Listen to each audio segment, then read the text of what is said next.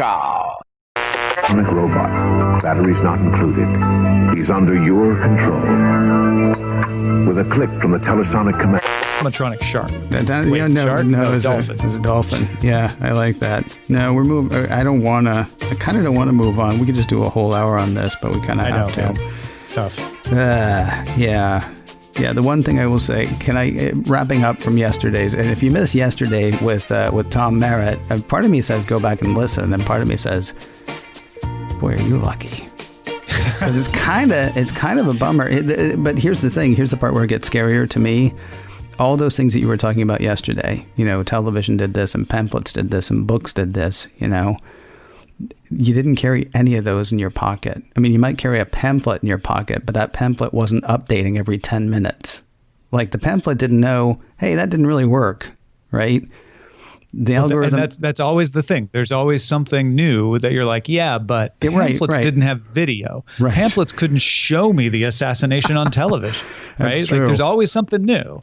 Yeah. The question is if we meet that challenge of what's new about it. Here's what I was afraid of yesterday. We were talking about this yesterday. I said the thing that I'm afraid of is that I've been watching Apple so much that I've sort of lost my critical thinking skills around Apple. Let us sharpen my critical thinking skills around Apple today. What do you say? Excellent. All right. So Apple last week. Did I say, by the way, I did say Tom Merritt. Yes, I didn't say Daily Tech News Show. I didn't say, the 9 other things. Long as my arm. I'm pretty sure since you and I sat down to record today, you've started 2 more shows. It's quite possible. It's quite possible, it seems to me. But we'll talk about that. We'll talk about some more of that stuff later this week. Last week, Apple introduced, since the last time you and I talked, Apple has introduced a lot of stuff. There was the Series 6 Apple Watch and the iPad Air 4 that they introduced back in September.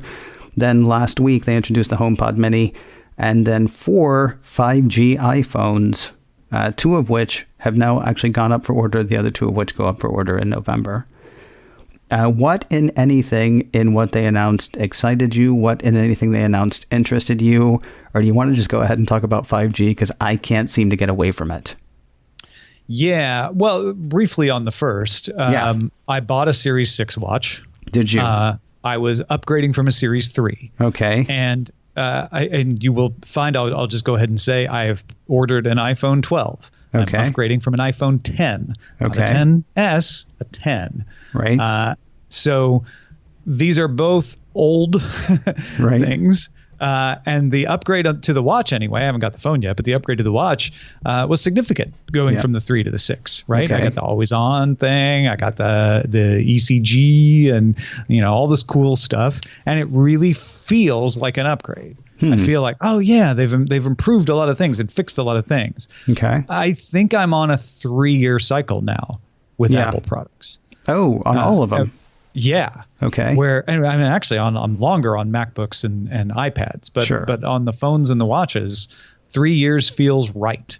It feels like, okay, I didn't really feel I needed to replace it until recently. Mm-hmm. And well, again, at least with the watch, as soon as I got it, I felt like this was worthwhile. This was a worthwhile upgrade. I got a lot of features, but that's 3 years of features built up, not just one. Sure. Yeah, I will tell you, if this were the before times, there's no question I would have a Series 6 right now. Instead, I'm kind of holding off and trying to decide, because economic uncertainty, blah, blah, blah. And it's not like I'm in any kind of trouble right now, but I have a hard time throwing 300 or 400 at anything this minute. Absolutely. That said, well, I'm curious. So what was it? Well, so many questions. I had somebody write to me earlier this week and say, actually, I got the Series 6 and I mostly like it. There are 2 things that are funny to me. One is when I'm pushing the grocery cart across the thing that slows you down as you head out into traffic, my watch suddenly thinks I'm washing my hands.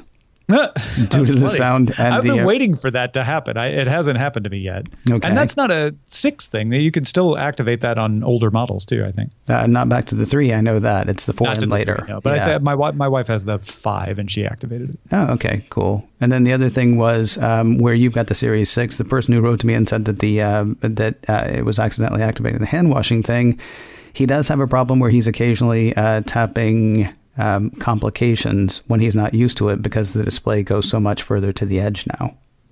Have you had, I know, I understand the beauty. I understand the ease of use. Have you actually had wow, that's almost too big? No, I haven't. Okay. It is, a little bigger than the one I had, but it doesn't feel bigger to me. I haven't noticed that at all. Okay. The one thing I have noticed is with the always on, and again, this isn't the first watch with the always on, but it's the first watch I've had with the always on. Sometimes it behaves differently because I'm used to thinking, oh, if it's on, it's active, right? So I'll feel a notification. I'll look and I don't see the notification, and I'm like, well, I know there was a notification, and then I touch it and it wakes up and shows me the notification, and I'm like, oh, right, because it's always on, but it's not always updating, right? And so I have to get used to that idea of seeing the screen doesn't mean screen is refreshing. Yeah. There are a couple of weird things going on, too, with it. I guess iOS 14, all of a sudden, if you, address Apple's personal assistant, it doesn't make the noise anymore. It doesn't take over the screen. And on the one hand, that's great because I can still keep doing what I'm doing. The only thing is I have thought for the past couple of weeks that I've had iOS 14 in the past few weeks that the virtual assistant is not paying attention to me anymore. Because of that little, blob of color or whatever that comes up at the bottom of the screen to let you know, no, I'm listening. Yeah, I'm here. Speaking of which, what is it that prompted you to go iPhone 12? Is it because, it's been long enough now? Is it because of the speed? Is it 5G? What is it that made you say, yeah, it's time to go? No, it was simply the old phone is done. Oh, okay. It's got slow. Right. Battery life is horrible, which I could just have the battery replaced yes. if everything else was fine. But that's another contributing factor. It's smaller, because the iPhone 10 went down in size, if you remember, before they went back up. You could get bigger. I think it was the 8s. Was it the 8s at the same time as the 10? Yes. No. So yes. you could get a bigger 8. But if you wanted the 10 with the no button, you had to get the smaller. So I want to go back to a slightly larger. I'm just getting the 12. I'm not getting the Max, or the 12 Pro. Right. But I want that bigger screen. And it's slow. Running iOS 14, it's a little clunky. Not unusable, but I'd like to get back to something a little snappier. See, and I guess probably the difference is you're not an Apple guy. Not that you're not an Apple guy, but your show is not an Apple show. I also rock a Microsoft Surface Duo. Yeah, also right. On Android phone. Right, and I quite like it. But yeah, I'm not exclusively Apple. Right. Well, you're not. And also your gig isn't doing Apple stuff exclusively because, I think I'm the only Apple podcaster I know who's not getting any of the new stuff this year. But this is not the first year I haven't gotten the new stuff. I tend to buy it the way I personally think the average consumer would buy it, which is, as you just said, well, it's time to get another one. Now, I think I'm more likely to be on a 2-year cycle with the phone. I think there was one time that I went 3. I'm more likely to be on a 2-year cycle with the phone, but that's mostly going to be because I would imagine that whatever is in the 12 Pro or 12 Pro Max this year is going to end up in the iPhone 13. Yeah. And so I'll be able to relatively keep up, but not 100%. Like I would imagine, and I could be wrong about this, I would imagine that LiDAR is going to end up in the iPhone 13 because they're going to have used it. They're going to have found enough applications for it, and they're going to be ordering it in such vast quantity that the price will come down enough that they go ahead and put that in that smaller phone. Yeah, I would look at it. If it doesn't show up in the 13, it's because they're just taking it off all the phones because it didn't work. It didn't work out the way they wanted. Well, unless it is the thing, because I did have somebody write to me and complain and say it's obvious.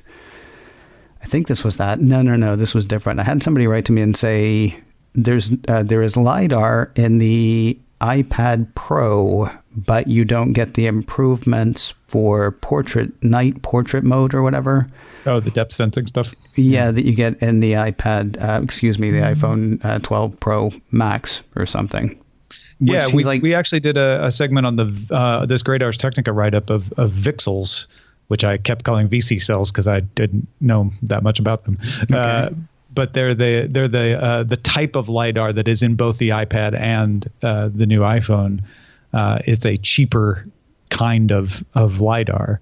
And yeah, that was the iPad is the only one they've been able to like crack apart and look at. We don't know what the iPhone one works, but they're expecting it to be the same. Mm-hmm. The point being that they put it in the iPad and it was good enough to say, let's try it on the iPhone next. And I guess the depth sensing is the thing they're going to try out on the iPhone. Yeah, this individual's complaint was it's obvious they're just hobbling the iPad Pro so that they could sell more iPhone 12 Pro Maxes. Those conspiracy theories are very popular. Yeah, I know. They rarely make sense if you think about like, a meeting where people are deciding what features to put in. It just doesn't come up like, well, let's hobble something, right? By improving something else. It just doesn't ring true to me. Because I got to figure, I mean this guy, no offense. And look, I understand being upset that a feature you want isn't there, because there are plenty of features in the Apple stuff that I have that's a year old that's not there. That kind of makes me angry. I can't imagine the number of people who want the depth sensing on the LiDAR who already have the iPad Pro. I mean, you're talking about a percentage of a percentage of a percentage at that point. I mean, even if Apple were hobbling that, the number of sales of people who are actually going to go ahead and get a phone that they don't need because of this one feature that's not in this other thing. Yeah.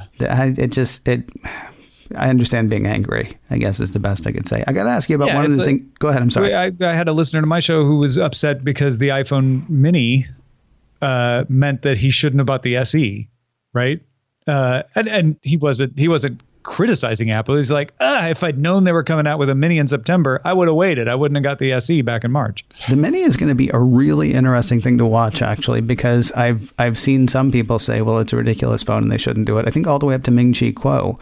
Now, of course, he's looking at stuff internationally, but he's saying, small screens aren't that big a deal internationally. And I'm thinking, okay, but they can be a fairly big deal to some people. The Times of, was it the Financial Times or the Times of London on Sunday ran a piece that was like, finally, an iPhone for a woman. And I was like, ooh, are we sure? Really? Is that what you want to? Okay. But I mean, yes and no. Yeah. Yes. No. The idea that nobody wants. Yeah, I should have just done that. Yes. No. Thank you. I'll be here all week. Literally. Yeah. Yes. The criticisms that nobody wants a small phone ignore women, because women more often are complaining like, I need a phone that fits in a bag or a smaller pocket, or I have smaller hands. And there is a little bit of sexism that goes into like, nobody wants a small phone. Mm-hmm. On the other hand, the small phone isn't just for women. It's and not all women want the small phone, right? It's much more complex than that. Right. Yeah. I wanted to talk about I want to talk about new naming conventions for everything, because it just gets so annoying. Let's talk about HomePod Mini tomorrow, and then the other thing that we're going to talk about tomorrow as well. Yeah. All right. Yeah, because I want to talk about this animatronic octopus that I read about on Kotaku.